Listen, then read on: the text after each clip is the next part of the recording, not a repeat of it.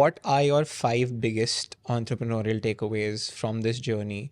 And I think I would want to follow up with a few of mine, but there are definitely experiences, and definitely the audience out there wants to know what an entrepreneurial journey entails, because when, at least in my opinion, when I started out, there was just an idea. Right. Then came the execution, and the execution being 90% of it is like you can't only focus on the idea and the product and the service, you have to focus on your finance, you have to focus on, admin, you want to have to focus on traveling and getting vendors sorted, people to sell people your idea. So what would be your 5 biggest entrepreneurial takeaways? Okay, I'll need to count it down, but just at random, right? I'll tell you. So one would be just to stay persistent. Essentially, like every time you start something, like in a startup space, it's going to be something new, something people don't understand, and some experienced people who will literally like shut doors, right? They won't understand. They'll think it won't pick up for whatever reason.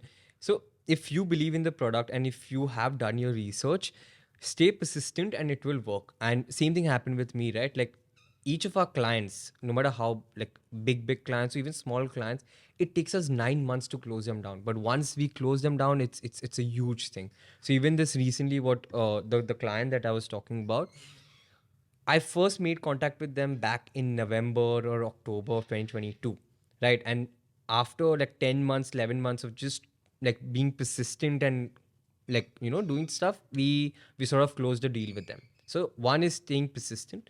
Second is staying flexible as well. Not, I know it's like counterintuitive, but essentially being flexible in a way that if people are asking you for a particular stuff, you need to be focused on like making those changes. Correct? Like, okay, I think I'm going all over the place with this, but like to be very specific is like if somebody asks you something, you need to be flexible, and after some point you need to divert also in case something goes wrong. So being very flexible. I feel like I didn't explain that point very well, but essentially being up for any challenge and being like, ready to take action on that. Third is always like keep learning. Again, with a lot of like you'll because you're starting this journey, especially for people like us who are so young and not experienced in the workplace. Every single day is a learning, and don't be shy of that. And learning can come in like multiple formats. It can come in the way of people shouting at you also. It can come in a way of failures in terms of not reaching out to your client, like not delivering, not keeping up to dates. It can come in multiple formats. So don't be really like back-footed on this. Like take everything as a learning opportunity. Every time you go to an investor and they say no to you, don't feel bad. Just understand why they said no. Why did they say no to you? Even in terms of my clients, when I started with the mints, nobody wanted to buy it in the start, and it sort of felt I felt bad because I spent so much time and effort into creating this product. Why are people not taking it, right? So instead of feeling bad, I did feel bad for a couple of months, but then I started understanding why do they not want it. And a simple thing was because restaurants and hotels want a ready-made product, something they can cook easily. So that was a very simple thing. Um, Fourth thing would be to create a very good team. That's very important because since you are a founder, there's no way you'll have all the skills needed to build a successful company.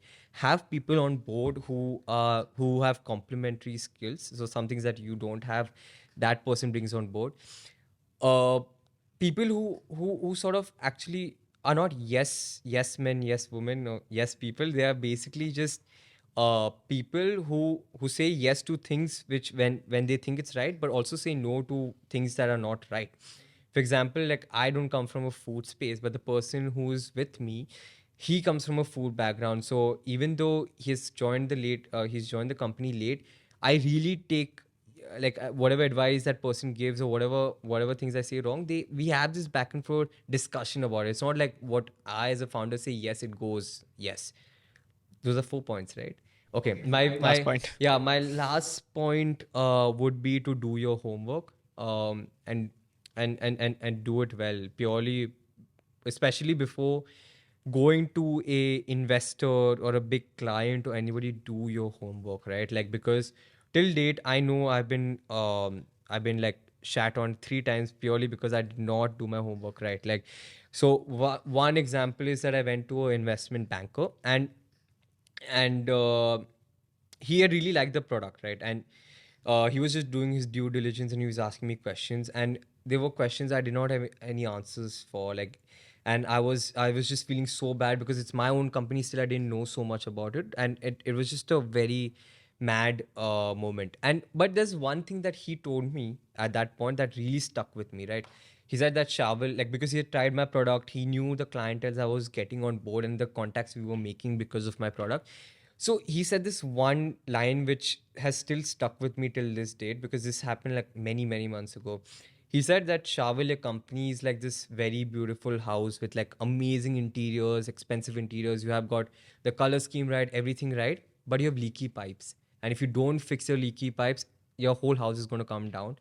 And that really like had this effect on me, that damn, like I am doing things which are not right. Like, I have built this very good image, but the back work, so much back work is left.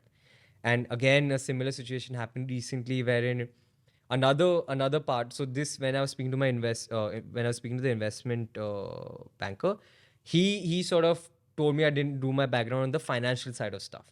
Now recently again a similar experience with a manufacturer, wherein he was telling me that I have not done my homework in my manufacturing side of things. So it's like every single time you have to learn and you have to do your homework, right? Lots of And firefighting along with your vision building. Because so sorry to cut you off. There was this experience that I had personally, which I really relate on the fact that since you mentioned that you're a food tech company and we also are in the space of tech, there is a lot of places which need bandaging. Like, you would go, because that's your assumption, because 90% of our audience are already smart people who are evolving in the space, who have lots of experience, who have lots of backing.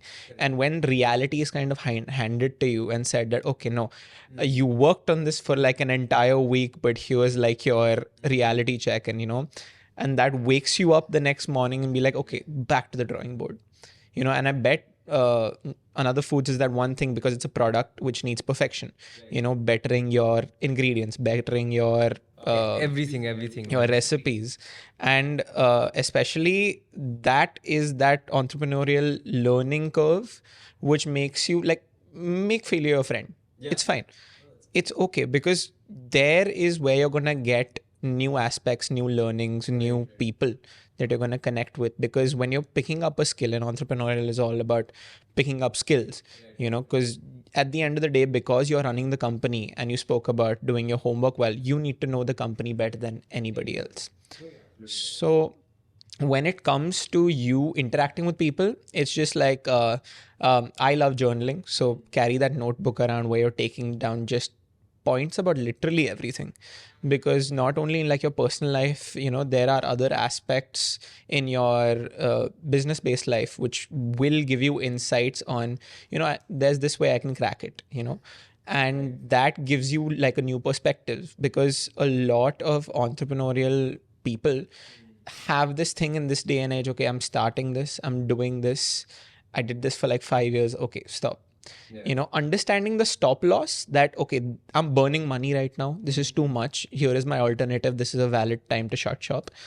Instead of that, understanding, okay, you know what, there's still some hope, there is still some way we can make this work around. Because if I would ask you, and I would definitely, this wouldn't be the original iteration of Another Foods No, no, in the no. first idea that you came up with. No, it's completely different. Like, this is the mince, the base product had to go through around 20 different alterations, and after the 20th one, now we've got a product that we like.